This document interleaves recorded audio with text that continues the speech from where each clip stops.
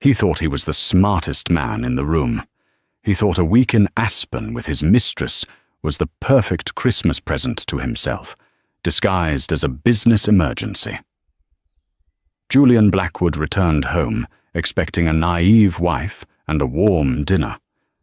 Instead, he found an echoing house, an empty safe, and a single legal document on the kitchen counter that would freeze the blood in his veins.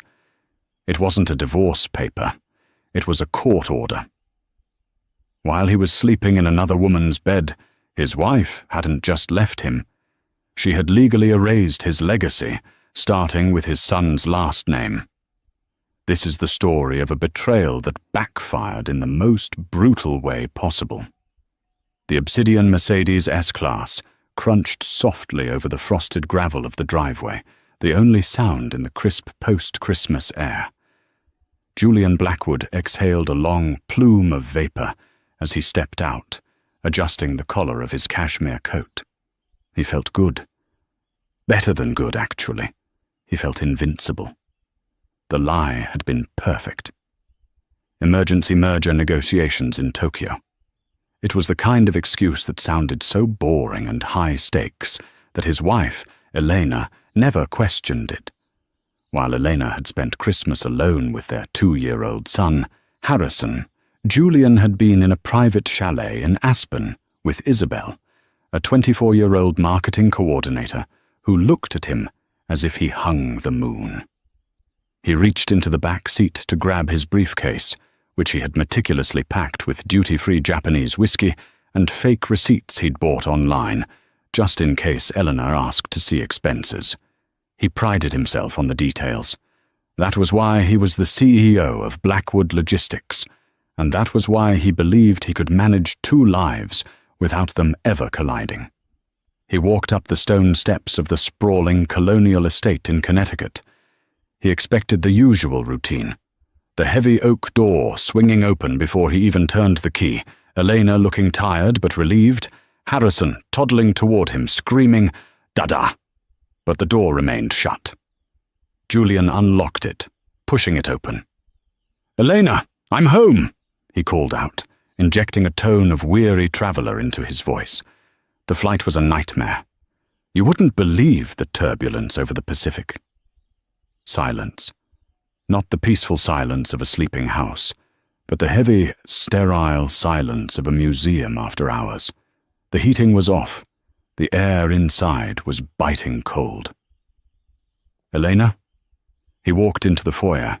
The 12-foot Christmas tree was still standing in the corner of the living room, but something was wrong. It was dark. He flipped the switch. Nothing. He walked closer and realized why. The lights had been stripped. The ornaments, the antique glass baubles passed down through 5 generations of Blackwoods, the ones his mother had made Eleanor swear to protect with her life, were gone. The tree was naked, a skeleton of pine needles shedding onto the hardwood floor.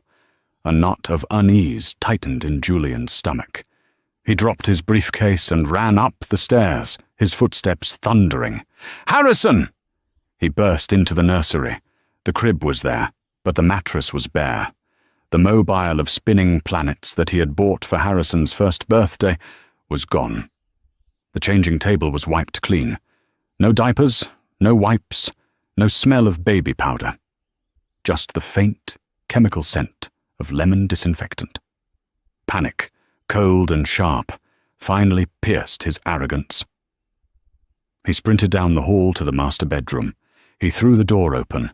The bed was made with military precision, but not with their usual Egyptian cotton sheets. These were plain white linens, the kind used to cover furniture in empty houses. He went to the walk-in closet. His side was untouched. His Armani suits, his rows of Italian leather shoes, everything was exactly where he left it. He turned to Elena's side. Empty. Not just empty of clothes, but stripped of existence. The velvet hangers were gone, the jewelry safe specifically installed for her collection, open and hollow. Even the carpet seemed to have been vacuumed to remove her footprints. Julian leaned against the doorframe, his breath coming in shallow gasps. She had left. But how? When? He had texted her 3 hours ago from the limo service, landed safely. "Can't wait to see you and Harry," she had replied. "Safe travels? We're waiting." "We're waiting," he whispered to the empty room. He rushed back downstairs, his mind racing through scenarios. Kidnapping? No. Kidnappers didn't pack clothes and vacuum the floor. A breakdown? Had she gone to her mother's? He went into his home office, needing a drink before he called her parents. He reached for the crystal decanter of scotch on his mahogany desk. That's when he saw it. In the center of the desk, perfectly centered on the leather blotter, was a single thick envelope. It wasn't sealed. Lying on top of it was his gift to her, the diamond tennis bracelet he had bought 2 months ago, and hidden in the wall, safe behind the painting in the hallway. He froze. The wall safe. He scrambled out to the hallway and ripped the painting of the English fox hunt off the wall. The safe door was wide open. He stared into the dark metal box. It was gutted. The cash reserve, $50,000 he kept for emergencies, gone. The bearer bonds, gone. The passports, his and hers, gone. But worst of all, the hard drive. The external drive where he kept the ledger. The real ledger. The one that documented the offshore accounts in the Caymans that the IRS and Eleanor were never supposed to know about. Julian felt his knees give out. He slid down the wall, sitting on the floor amidst the ruin of his secret life. He looked back at the office, at the envelope waiting on the desk. He crawled back to the desk and picked up the envelope with trembling hands. It was heavy. Premium cardstock. He pulled out the documents. There was no handwritten letter, no tear-stained note asking why or screaming, "How could you?" Elena wasn't a woman who wasted ink on emotion. The first page was a photocopy of a text message log. December 24th, 11:42 p.m. From Julian to Isabel. "She's asleep. God, I miss your skin. 2 days until Aspen, baby. Just hold on." Julian stopped breathing. He remembered sending that text. He had been in the bathroom, the water running to mask the sound of typing. Elena had been in bed, apparently asleep. She hadn't been asleep. He flipped the page. A photo. Grainy, but clear enough. Him and Isabel at the airport terminal, his hand resting possessively on her lower back. He flipped the page again. And this is where the world stopped turning. It was a court order, stamped by a judge in the Family Division of the Superior Court of Connecticut, dated December 26th, the day after he left. Notice of granted petition for change of name. In the matter of the minor child, Harrison James Blackwood, petitioner, Elena Marie Sterling, mother, sole guardian. It is hereby ordered that the name of the minor child be changed from Harrison James Blackwood to Harrison Sterling. Julian stared at the name. Harrison Sterling. She hadn't just taken him. She hadn't just discovered the affair. She had erased him. She had removed the Blackwood name, the name that opened doors, the name attached to the trust funds, the name that Julian's father had made him promise to carry on from his only son. And then, at the very bottom of the stack, a sticky note, her handwriting, sharp and angular. "You wanted a life without consequences, Julian. Now you have a life without us. P.S. I wouldn't bother checking the Cayman accounts." Julian didn't scream. He didn't throw the lamp across the room. He went into a mode of cold, mechanical survival. He was a fixer. He dealt with logistics. If a ship sank, he found another route. If a deal went south, he found a loophole. He grabbed his phone and dialed Arthur Pendleton, his personal attorney and longtime friend. "Julian?" Arthur's voice was groggy. It was barely 6 a.m. on a Saturday. "I thought you were in Tokyo. What time is it over there?" "I'm home." Julian said, his voice terrifyingly calm. "She knows, Arthur. She knows everything." "Who? Elena?" Arthur sounded confused. "Knows what?" "About Aspen. About Isabel. She's gone. She took Harrison. And Arthur, she changed his name." "She what?" The sleep vanished from Arthur's voice. "She can't just change a minor's name without the father's consent. That's standard procedure. Unless what?" Julian snapped, pacing the empty office. "Unless she had cause to file for an emergency ex parte order. Or if she proved. Julian, did you sign anything before you left? Anything at all?" Julian racked his brain. The rush to leave for Tokyo. Elena had been so sweet, so helpful. She had brought him a stack of papers the morning of his flight. Insurance updates, she had said. Just boring admin stuff for the house and the cars. He had signed them while drinking his espresso, checking his watch, eager to get to Isabel. "She gave me papers," Julian whispered. "Insurance forms." "You didn't read them?" Arthur's voice rose an octave. "I trusted my wife, Arthur. Who reads the fine print on car insurance renewals? Get those papers to me. Now. But first, check your liquidity. If she's this far ahead of us, she's not just looking for a divorce. She's looking for a demolition." Julian hung up and logged into his primary banking app. Access denied. He frowned. He tried the joint account. Account closed. His heart hammered against his ribs. He opened the app for his private investment portfolio, the one he thought was impenetrable. Balance 0.00. "No," he laughed, a dry, hysterical sound. "That's impossible." He called the bank's VIP line. "This is Julian Blackwood. Why are my accounts showing 0? "One moment, Mr. Blackwood," the operator said. The silence stretched for an agonizing minute. "Sir, it appears the funds were transferred out on December 27th, pursuant to an execution of a marital asset agreement and fraud protection hold." "Fraud protection?" "Yes, sir. There was a flag on the account regarding suspicious activity in Aspen, Colorado, followed by a large transfer authorized by the joint holder, Mrs. Elena Blackwood, to a secured escrow account under the supervision of Sterling and Vance, LLP. Julian dropped the phone. Sterling, her maiden name. Her father wasn't a lawyer, but her uncle was, a shark named Robert Sterling, who had never liked Julian. He realized then that he had no car keys. His spare set was gone. He had no cash. His credit cards were likely frozen. He was standing in a freezing house in a designer suit with nothing but the Japanese whiskey in his briefcase. He needed to find her.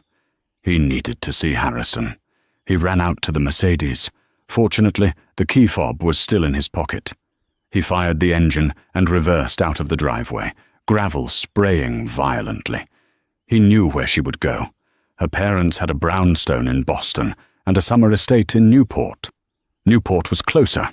He drove like a madman, the speedometer touching 110 mph on I-95. As he drove, the reality of the name change gnawed at him. Harrison Sterling. Why that? Why the rush? Why not just fight for custody? Then it hit him. The Blackwood family trust. His father, the late Cornelius Blackwood, was a man of archaic principles. The trust, worth nearly $40 million, was set to pay out to the first male heir upon their 3rd birthday. Harrison turned 3 in 2 weeks, but the clause. Julian remembered the old man's raspy voice, reading the will. To the male issue bearing the legal surname of Blackwood. If Harrison wasn't a Blackwood on his 3rd birthday, the trust didn't pay out to the child. It dissolved back into the charitable foundation run by the board of directors. Wait, if the money didn't go to Harrison, it went to the foundation. But if Harrison remained a Blackwood, Julian, as the trustee, would have had control over that $40 million until the boy was 21. He had been counting on that money to cover the massive debts he'd racked up, leveraging the company for his own bad investments. Elena knew. She didn't change the name to hurt Julian's feelings. She changed the name to bankrupt him. She was burning $40 million of her own son's inheritance just to make sure Julian couldn't touch a cent of it. "You spiteful witch!" Julian screamed, slamming his hands on the steering wheel. He pulled up to the gates of the Sterling estate in Newport an hour later. The massive iron gates were shut. He'd laid on the horn. A voice came through the intercom. It wasn't Elena. It was a man's voice. Deep, gravelly. "Go home, Julian." "Let me in, Robert," Julian yelled at the speaker. "She kidnapped my son. I'm calling the police." "Call them," Robert Sterling replied calmly. "We've already spoken to the sheriff. They have the footage, Julian." "What footage?" "The doorbell camera footage from your house," Robert said, "and the audio recordings from inside the nursery, the ones where you discussed your financial creativity with your mistress on speakerphone while you thought you were alone, and the footage from the Aspen chalet. Did you know the owner is a client of mine?" Julian went cold. "Elena isn't here, Julian," Robert continued, "and you aren't going to find her. But you have a court date on Tuesday. I suggest you bring a better lawyer than Arthur Pendleton." "Oh, and Julian." "What?" Julian choked out. "Happy New Year." The intercom clicked off. Julian sat in the silence of the car, looking at the formidable gates. He realized then that this wasn't a sudden break. This was an ambush. Elena had been planning this for months, maybe years. He put the car in reverse, his hands shaking so hard he could barely steer. He had to regroup. He had to find a flaw in her plan. But first, he had to survive the night. He drove to the nearest hotel, a Marriott on the harbor. He walked to the front desk, slapping down his platinum Amex. "One night. Sweet," he demanded. The young woman behind the counter swiped the card. She frowned. She swiped it again. "I'm sorry, sir," she said, looking up with a polite, pitying smile. "Declined. Try this one." He threw down his Visa. "Declined. MasterCard." "Declined, sir. It says card reported stolen." Julian stared at the terminal. He had no money, no home he could heat, no family. He turned and walked out of the lobby, the shame burning his face like acid. He sat in his car, checking his fuel gauge. Quarter of a tank, enough to get back to the empty house. His phone buzzed, a text from Isabel. "Hey babe, miss you already. Did you tell the Wicked Witch yet? Can't wait to be the new Mrs. Blackwood." Xoxo Julian looked at the message. A laugh bubbled up in his throat, dark and dangerous. Isabel. The reason for all of this. If Eleanor wanted a war, she would get one. But Julian realized he was fighting a general who had already captured his supply lines before the first shot was fired. He typed a reply to Isabel. "Pack a bag. Come to the house. We need to talk." He wasn't done yet. If he was going down, he was going to make sure he dragged everyone else down with him. But he had no idea that the name change was only the first domino. Elena had left another surprise for him, one that he wouldn't find until he tried to enter his office at Blackwood Logistics on Monday morning. To understand how Julian Blackwood's life had been dismantled with the precision of a controlled demolition, one had to rewind the clock 3 months. It hadn't started with a private investigator. It hadn't started with a lipstick stain on a collar. It started with a cracked iPhone 12. It was a Tuesday evening in October. Julian had upgraded to the latest model and tossed his wiped old phone onto the kitchen counter. "Let Harrison play games on it," he had said dismissively, rushing out the door for a client dinner that was actually a date with Isabel at a sushi bar downtown. Elena had picked up the phone. She wiped the screen with her sleeve. Julian was meticulous about his appearance, but lazy about his digital hygiene. He had deleted the photos, yes. He had signed out of his email, but he hadn't disabled the iCloud keychain sync before he handed it over. When Elena connected the phone to the house Wi-Fi to download a coloring app for Harrison, the phone pinged. It began to populate, not with apps, but with passwords. And then the Notes app updated. Eleanor wasn't a snooper by nature. She was a woman who prided herself on trust. But curiosity is a human instinct, and there was a note at the top of the list titled simply, Aspen. She opened it. It wasn't a packing list. It was an itinerary of lies. Deck 25, Deck 30, the chalet at Silver Creek. Guest, Isabel M. Cover story, Tokyo merger with Kaito Systems. Budget, $45K, use the offshore account. Elena stared at the screen. The room didn't spin. She didn't cry. A strange, icy clarity settled over her, a phenomenon known to psychologists as emotional dissociation. She was observing her life from the ceiling. She saw a woman holding a phone, realized her marriage was a fraud, and realized her husband was not just a cheater, but a cliché. She didn't confront him when he came home that night, smelling of sake and expensive perfume. She kissed his cheek. She asked about the client. She played the part of the doting wife. The next morning, while Julian was at work, Elena drove to Newport. She didn't go to her parents. She went straight to the law offices of Sterling and Vance. Her uncle, Robert Sterling, was a man who legally dismembered corporations for sport. He sat behind his oak desk, listened to Elena's story, and looked at the screenshots she had printed. "Divorce is messy, Elena," Robert said, steeping a bag of Earl Grey tea. "He has good lawyers. He'll hide assets. He'll fight for 50-50 custody just to avoid paying full support. And he'll win partial custody because the courts don't care about adultery as much as they used to." "I don't want child support," Elena said, her voice hard. "And I don't want him to have custody. He ignores Harrison. He looks at our son like he's an accessory that doesn't match his outfit. I want him gone, Robert. Completely." Robert sipped his tea. "Then we don't file for divorce." "Not yet. We strike at what he actually loves." "His money," Elena said. "His legacy," Robert corrected. He stood up and pulled a heavy leather-bound file from his shelf. "Your father-in-law, Cornelius, was a brilliant but paranoid man. I helped draft the Blackwood Family Trust 20 years ago. There is a clause. Paragraph 4, Section B."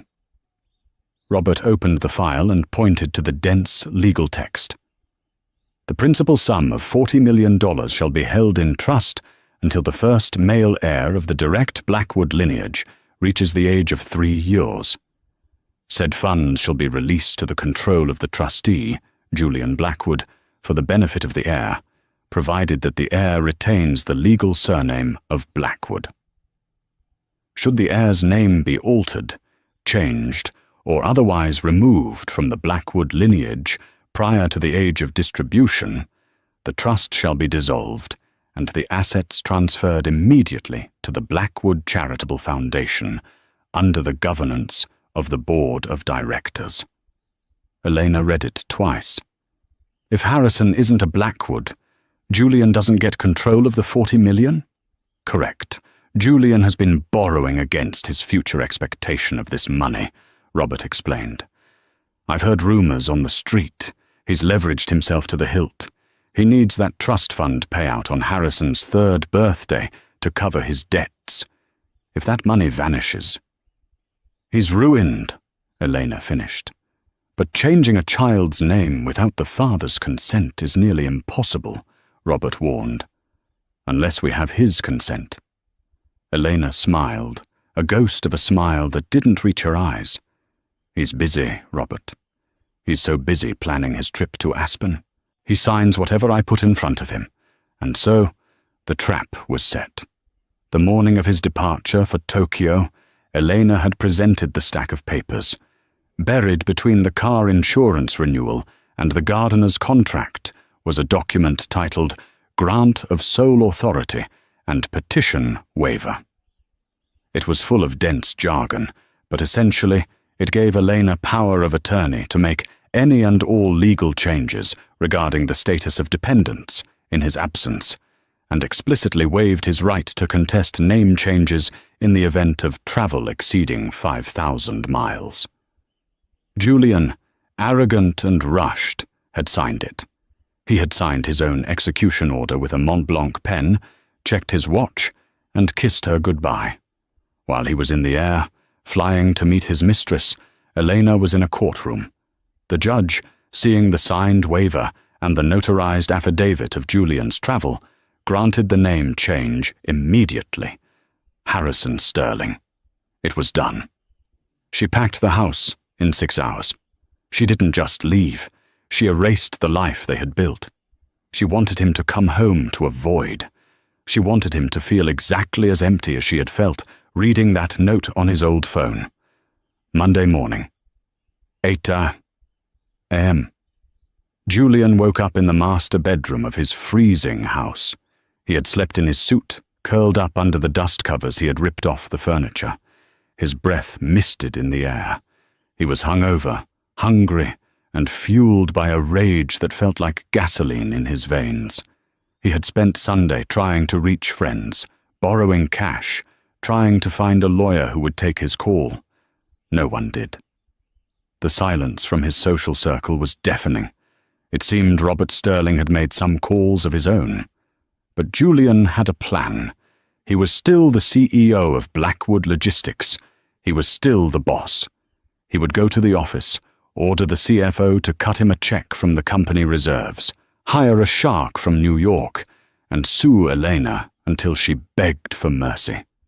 He shaved with cold water, put on a fresh shirt from the dry cleaning bag he had left in the car, and drove the Mercedes to the Blackwood Logistics headquarters in downtown Stamford. The glass tower gleamed in the winter sun. It was his kingdom. Or so he thought. He walked into the lobby, his heels clicking authoritatively on the marble. He nodded at the security guard, a man named Sam who had worked there for 10 years.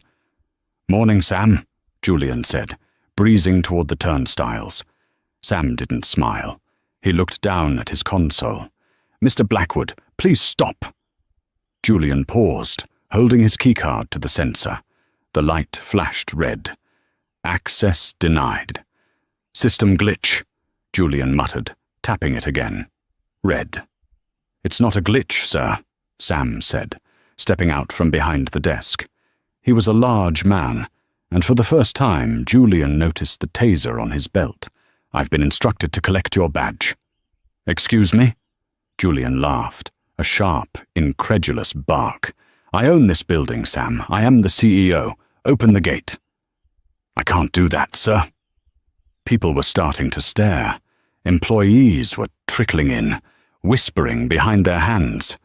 Julian felt the heat rising in his neck. "Call Marcus Thorne," Julian snapped. Marcus was the chairman of the board. "Tell him I'm coming up." "Mr. Thorne is expecting you," Sam said. "But you have to sign in as a visitor, and I have to escort you." The humiliation was physical. It felt like a slap. Julian Blackwood, signing into his own company with a sticky paper badge that read, "Visitor." Sam escorted him into the elevator and pressed the button for the top floor. They rode in silence. When the doors opened, Julian stormed past the receptionist, heading straight for his corner office. "Julian," the voice came from the boardroom. Marcus Thorne stood in the doorway. He was an older man, silver-haired, with eyes like flint. Behind him sat the entire board of directors. They weren't supposed to meet until next month. "In here," Marcus said. It wasn't an invitation. It was a command. Julian walked into the boardroom. He saw his seat at the head of the table. It was empty, but Marcus gestured to a small chair at the opposite end, the seat usually reserved for junior associates presenting reports. "What is this, Marcus?" Julian demanded, gripping the back of the chair. Why is my badge deactivated? Why are my accounts frozen? Sit down, Julian. I will not sit down. My wife has gone insane, kidnapped my son, and is trying to leverage you against me. I need a transfer of $50,000 immediately to handle this legal situation, and I expect— Marcus slid a file across the long mahogany table. It stopped inches from Julian's hand. We received a notification from the Sterling and Vance firm on Saturday. Marcus said calmly, regarding the dissolution of the Blackwood Family Trust. Julian went pale. That's a personal matter. It has nothing to do with the company. It has everything to do with the company, Marcus retorted, his voice rising. You pledged your personal equity in Blackwood Logistics as collateral for those high-risk loans you took out last year. The loans you swore you would pay back with the trust fund money. The room was deadly silent. The other board members were looking at Julian with a mixture of disgust and pity. The bank called us this morning, Marcus continued. Since the trust is dissolving and the money is going to the charitable foundation, your collateral is worthless. The bank has called the loans. You are insolvent, Julian. I can fix it, Julian stammered. I'll get the name changed back. It's a clerical error. Elena forged my signature. Did she? Marcus pressed a button on the conference phone. Play the recording. A voice filled the room. It was crisp, clear, and undeniably Julian's. Yeah, just put the papers on the desk, Elena. I don't care what they are. Just let me sign them so I can get out of here. I have a plane to catch. It was from the home security system. You signed away your son's name because you were in a rush to meet your mistress, Marcus said, his voice dripping with disdain. And that brings us to the morality clause in your CEO contract. Julian felt like the floor was tilting. Morality clause? That's archaic. No one enforces that. We do, Marcus said. When the CEO's behavior brings public scandal and financial instability to the firm. We are a family logistics company, Julian. Our brand is trust, and you— He looked at Julian as if he were something he'd stepped in. You are a liability. You can't fire me. I have shares. Your shares are being seized by the bank to pay your debts, Marcus said. We voted an hour ago. You are terminated for cause, effective immediately. Julian stood there, his mouth opening and closing. He had lost his wife, his son, his money, and now his title. The only thing he had left was his pride. And then the elevator doors in the lobby chimed. The receptionist looked uncomfortable as she walked in. Mr. Thorne, I'm sorry to interrupt. There is a young woman here to see Mr. Blackwood. She's shouting. Julian closed his eyes. No. Please no. Isabel burst into the boardroom. She was wearing a white faux fur coat and carrying a Louis Vuitton weekender bag. She looked frantic. Julian, she screamed, ignoring the room full of suits. My credit card was declined at the hotel. They kicked me out, and you said to come to the house, but the gates are locked. What is going on? She ran to him, grabbing his arm. Who are these old people? Tell them to leave so we can talk. The silence in the room was absolute. Marcus Thorne looked from the 24-year-old mistress to the disgraced CEO. I think we're done here, Marcus said quietly. Sam, please escort Mr. Blackwood and his guest off the premises. Sam stepped forward, his hand on his belt. Julian looked at Isabel. She looked beautiful and expensive. Everything he thought he wanted. Now, she looked like an anchor dragging him to the bottom of the ocean. Get off me, Julian whispered, shaking her hand off his arm. What? Isabel recoiled. I said get off me, Julian roared, the sound echoing off the glass walls. Mr. Blackwood, Sam warned, stepping in between them. Don't make this harder than it needs to be. Julian looked around the boardroom one last time. He saw the company logo on the wall, the Blackwood oak tree. It was his name, his family's tree, and he had just been chopped down. He turned and walked out, Isabel trailing behind him, sobbing confused questions. He walked past the employees he used to terrorize, past the receptionist he never bothered to greet. He walked out the front doors and onto the sidewalk. The wind whipped through his coat. He checked his pockets for his car keys, and then he remembered. The company car. The Mercedes S-Class. It was leased in the company's name. Sam was standing at the curb.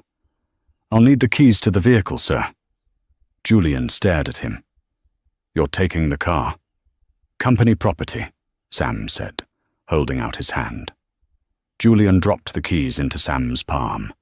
He stood on the sidewalk in downtown Stamford. No car, no job, no money, no home. Isabel was standing next to him, shivering in her short skirt. "Julian," she whined, "how are we getting to the airport? We're going back to Aspen, right?" Julian looked at her. He looked at the street. He started to laugh. It was a broken, manic sound. "We aren't going anywhere, Isabel," he said. "We're walking." "Walking where?" "To the bottom," he said. But Julian Blackwood hadn't hit the bottom yet. Elena wasn't finished. She had one more surprise waiting for him, something that would turn his financial ruin into a criminal nightmare. Because while Julian was focused on the trust fund, he had forgotten about the creative accounting he had done on the joint tax returns that Elena had just handed over to the IRS as part of her innocent spouse relief filing. January in Connecticut is unforgiving, but it was nothing compared to the chill inside the studio apartment Julian Blackwood was currently renting in Bridgeport. It had been 3 weeks since the implosion at Blackwood Logistics. The fall from grace had been steep and jagged. Julian, a man accustomed to 1,000 thread-count sheets and heated floors, was now sleeping on a pull-out couch that smelled of stale cigarettes and regret.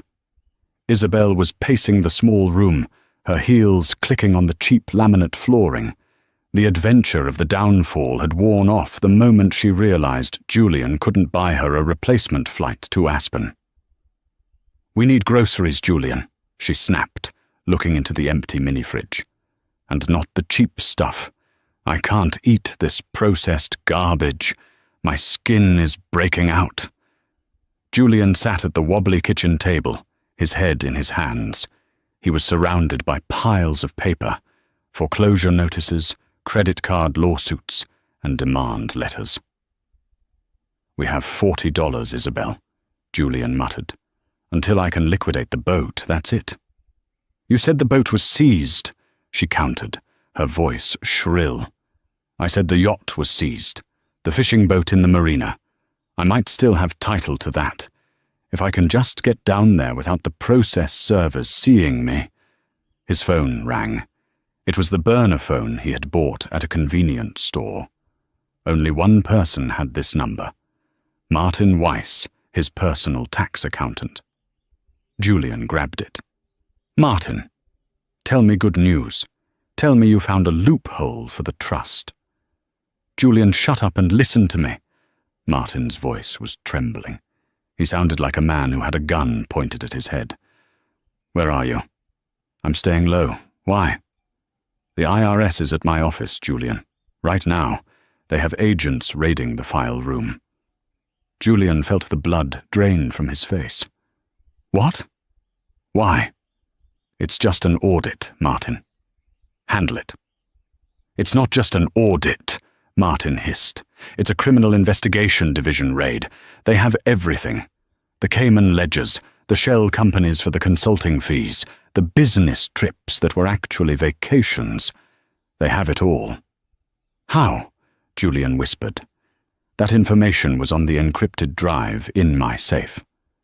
Elena took the drive, but she doesn't have the password. It's military-grade encryption."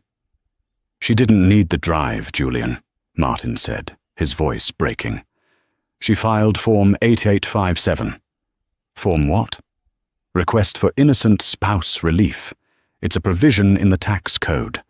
If a spouse suspects their partner is committing tax fraud on a joint return, they can file for relief to avoid prosecution. But to get it, they have to provide substantial evidence of the other spouse's wrongdoing. Julian dropped into the chair. She gave them everything, Martin continued. She kept a diary, Julian. For 3 years.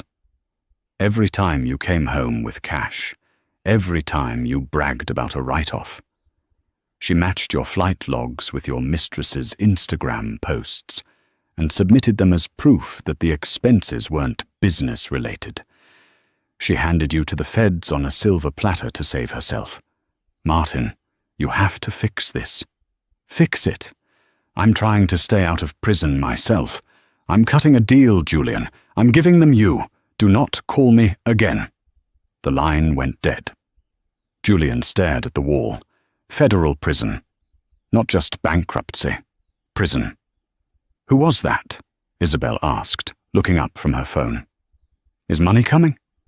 Julian looked at her. He looked at the woman who had cost him his marriage, his son, and now his freedom. He felt a sudden, violent surge of hatred. No, Julian said quietly. The IRS is coming. Isabel froze. The IRS? Like taxes? Like prison, Isabel. They know about the trips. They know I used company funds to pay for your apartment in the city. They know about the jewelry. Isabel's eyes widened. She stood up slowly. Wait. If you used stolen money to buy me things, will they take them back? They'll take everything, Julian laughed darkly. And they'll probably interview you. You're a beneficiary of illicit funds. Isabel didn't scream. She didn't cry. She went into survival mode, much like Julian had weeks ago. She walked to the closet and grabbed her suitcase. Where are you going? Julian asked. I'm leaving, she said, throwing her clothes into the bag. I can't be involved in this. My dad is a judge, Julian. I can't have federal agents knocking on my door. You're leaving me. Julian stood up, knocking the chair over. Now? I have nothing. Exactly, Isabel said, zipping the bag. She turned to him, her face cold and unblemished. You have nothing. And frankly, Julian, you're not that fun when you're poor. She walked to the door. Isabel, he shouted, I did this for you. I ruined my life for you. She paused, hand on the doorknob. She looked back at him with genuine confusion. You didn't do this for me, Julian. You did it because you're a narcissist who thought he could have cake and eat it too. Don't put this on me. I was just the cake. The door slammed. Julian was alone in the silence of the apartment. He walked to the window and watched her get into an Uber. He had hit rock bottom, or so he thought. But as he looked at his reflection in the dirty window, unshaven, wearing a wrinkled shirt, eyes wild with panic, he realized he had one card left to play. Elena. He didn't love her. He realized that now. But she was the architect of his pain. She was the one pulling the strings. If he could just see her, if he could just stand in front of her, he could break her. He could make her feel the guilt. He could use Harrison. He needed to get to Newport. He needed to crash the party. The Sterling estate in Newport was glowing like a lantern against the dark Atlantic Ocean. It was the night of the annual Winter Solstice Gala, a charity event that the Sterlings had hosted for decades. In previous years, Julian had been the guest of honor. He would stride in wearing a $5,000 tuxedo, shaking hands, making jokes, playing the part of the benevolent tycoon. Tonight, he was watching from the bushes near the service entrance. He had hitchhiked to Newport. It had taken him 6 hours. He was wearing his tuxedo, but it was the one he had been wearing the day he was fired. It was stained, wrinkled, and smelled of sweat. He had tried to clean it in a gas station bathroom, but he looked less like a CEO and more like a vagrant in a costume. The security was tight, Private guards patrolled the perimeter, but Julian knew the estate.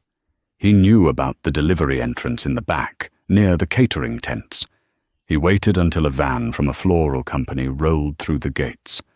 As the gate swung open, Julian sprinted through the shadows, ducking behind a row of neatly trimmed hedges.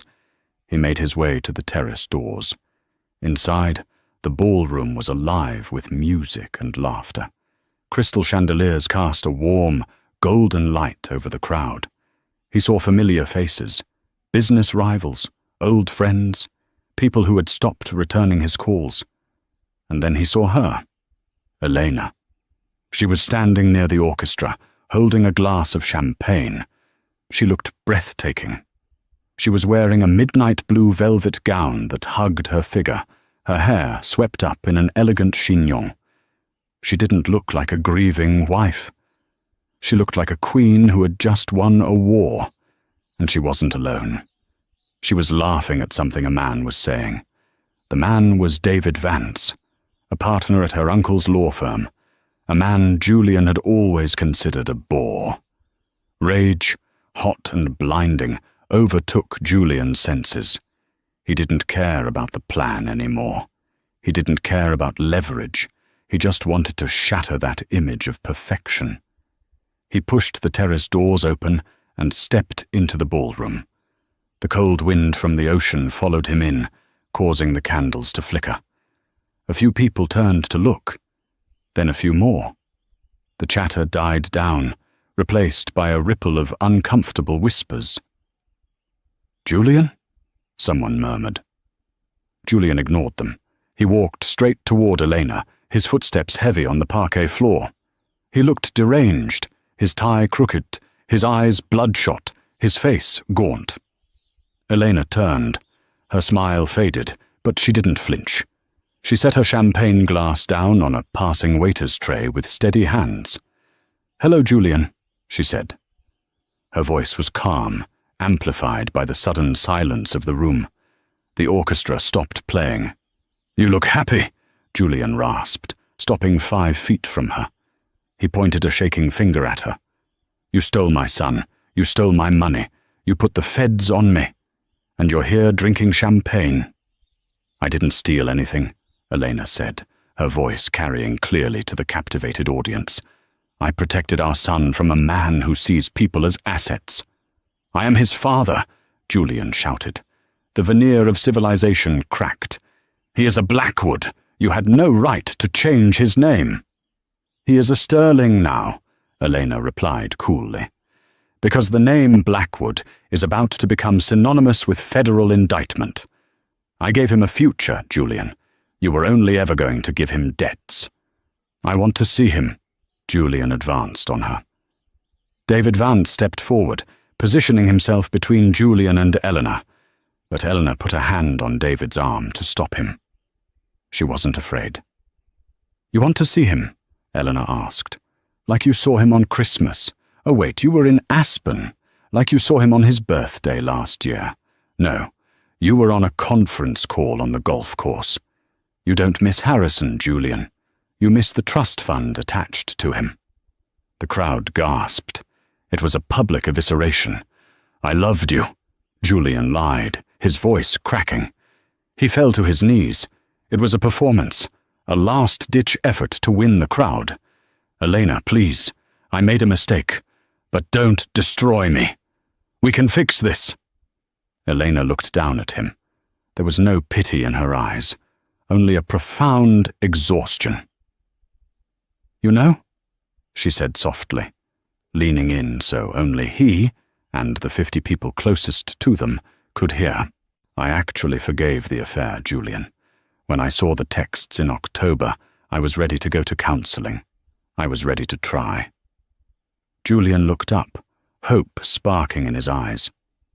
"Then why?" "Because of what you said to your mistress about Harrison," Elena said. Julian froze. "I heard the audio from the nursery," Elena continued. "The camera record sound, Julian. You were changing his diaper before you left. You were on the phone with her. Do you remember what you said?" Julian shook his head, terrified. You said, "I can't wait to get away from this kid. He's such a burden. Once the trust pays out, I'm sending him to boarding school so we can travel." The silence in the room was absolute. It was heavy, suffocating. "He was 2 years old," Elena whispered, tears finally glittering in her eyes, not of sadness but of fury. "He was holding your finger, looking at you with pure love, and you were planning to ship him away like cargo so you could party with a 20-year-old. That was the moment you died to me, Julian. The money, the name, the house. That was just the paperwork. The marriage ended in that nursery." Julian knelt there, stunned. He remembered saying it. He had been frustrated. The baby was crying. Isabel was waiting. He had just said it. He hadn't meant it. Or had he? Sirens wailed in the distance, getting closer. "I think you should go," Elena said, stepping back. "Eleanor."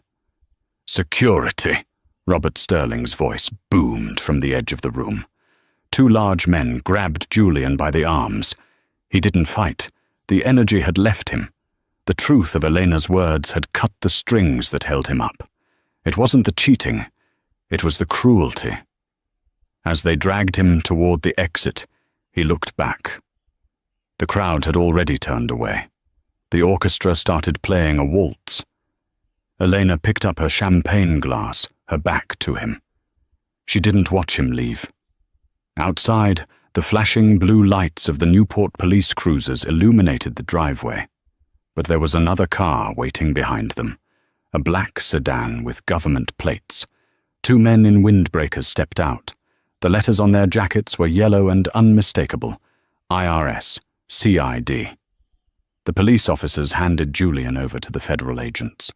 As they handcuffed him, reading him his rights regarding tax evasion and wire fraud, Julian looked up at the mansion one last time. He saw a silhouette in the window of the 2nd floor. A small shadow. A toddler, perhaps, looking out at the lights. "Harrison," Julian whispered. But the boy in the window was no longer Harrison Blackwood. He was Harrison Sterling, and he was safe. Julian was shoved into the back of the federal car. The door slammed shut, sealing him in darkness. 3 years later. The Federal Correctional Institution in Danbury, Connecticut, was a far cry from the chalets of Aspen or the boardrooms of Stamford. It was a world of grey concrete, fluorescent lights, and enforced routine. Inmate 49201, 04 sat on the edge of his bunk. Julian Blackwood had aged a decade in 3 years. His hair, once thick and styled with Italian pomade, was thinning and grey. His skin, formerly tanned from ski trips and golf outings, was pasty and lined with deep grooves of stress. He wasn't the Wolf of Wall Street anymore. In here he was just Blackwood, the guy who worked in the library sorting paperbacks for 12 cents an hour. The irony wasn't lost on him. He used to move millions of dollars with a keystroke. Now he was trusted only to move Danielle Steele novels from a cart to a shelf. He heard the heavy clank of the cell block gate opening. It was mail call. "Blackwood," the guard barked, tossing a single envelope onto his bunk. Julian picked it up with trembling hands. It was from Arthur Pendleton, the only lawyer who would still take his collect calls, mostly out of morbid curiosity. Julian tore it open. Inside was a clipping from the Wall Street Journal. The headline hit him like a physical blow. Sterling Foundation announces $40 million grant for single mothers and financial literacy programs. There was a photo. It was Eleanor. She looked radiant. She was standing at a podium, cutting a ribbon. Beside her was a 5-year-old boy with bright eyes and a mischievous smile. Harrison. Julian read the article, his eyes devouring the words that sealed his fate. The grant is funded by the dissolved Blackwood Family Trust, which reverted to the charitable foundation 3 years ago. We are turning a legacy of greed into a legacy of hope, said Chairwoman Elena Sterling. "We want to ensure that no woman is ever trapped in a marriage due to financial dependence." Julian dropped the paper. She had won. She hadn't just taken the money away from him. She was using his family's money, the money his father had hoarded, the money Julian had worshipped, to help women escape men like him. He looked at the photo of Harrison again. The boy was wearing a blazer that looked just like the one Julian used to wear, but there was a softness in his face, a joy that Julian had never nurtured. Under the photo, the caption read, "Elena Sterling, with her son, Harrison, and her fiancé, Dr. Daniel Vance." The man from the party, the boring lawyer. He was going to raise Julian's son. He was going to teach Harrison how to shave, how to drive, how to be a man, and he would teach him to be the exact opposite of Julian Blackwood. Julian crumbled the newspaper in his fist. He wanted to scream, but he had no voice left. The rage had burned out long ago, leaving only a hollow, aching cold. He lay back on the hard cot and stared at the ceiling. He thought about the text message he had sent that night in December. "She's asleep. Just hold on." She hadn't been asleep. She had been awake. And because of that, Julian would be asleep to the world for the next 7 years of his sentence. But the final twist of the knife wasn't the money, or the prison, or even the new fiancé. It was the book lying on the table of his cellmate. His cellmate, a rough man named Miller, was reading a paperback with a glossy cover. "Hey, Blackwood," Miller chuckled, holding up the book. "Your girl sure can write." Julian looked at the cover. The Aspen Affair, Surviving a Narcissist and Finding Myself, by Isabel Martin. It was a New York Times bestseller. Isabel had written a tell-all. She had painted herself as the naive victim and Julian as the manipulative monster. She was on talk shows. She had a podcast. She was making millions, telling the world how terrible Julian Blackwood was. Julian closed his eyes. Elena had the dignity. Isabel had the fame. Harrison had a father who loved him. And Julian? Julian had a library shift in 10 minutes. He stood up, smoothed out his beige jumpsuit, and walked toward the door. The smartest man in the room had finally learned his lesson, but he had learned it in a room he couldn't leave. And that is the story of Julian Blackwood, a man who thought he could treat his family like a business asset, only to find out that his wife was the CEO of his downfall. It's a brutal reminder that silence doesn't always mean ignorance. Sometimes, the person you think you're fooling is just quietly gathering the ammunition to destroy you. Elena didn't scream, she didn't fight, and she didn't beg. She simply changed one name on a piece of paper and let Julian's own arrogance do the rest. Julian lost his freedom, his fortune, and his legacy because he forgot the most important rule of all. You never betray the person who holds the keys to your castle. What do you think? Was Eleanor's revenge too harsh, or did Julian get exactly what he deserved? And what would you have done if you found that note on the phone? Let me know in the comments below. I read every single one. If you enjoyed this story of karma and justice, please hit that like button. It really helps the channel grow. And if you haven't already, subscribe and turn on the notification bell so you never miss a story. We have a crazy tale coming up next week about a lottery winner whose husband tried to hide the ticket. You won't want to miss it. Thanks for listening. And remember, the truth always comes out, usually when you least expect it.